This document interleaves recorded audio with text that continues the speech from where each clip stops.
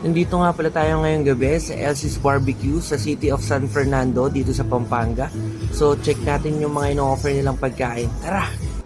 Ang ganda ng ambience sa loob ng resto na to. Napaka-welcoming din ng mga staff nila.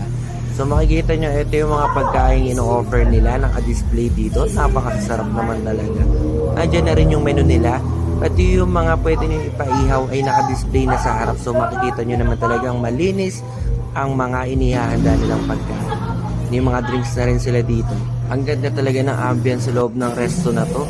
Ayan, inumpisahan ng lutuin yung order natin at siguradong mapakasarap nito. Natatakam na ako sa pagluluto pa lang. Tingnan mo naman, enjoy na enjoy yung anak ko. Yan, at sarap na sarap din siya dun sa in-order namin na barbecue.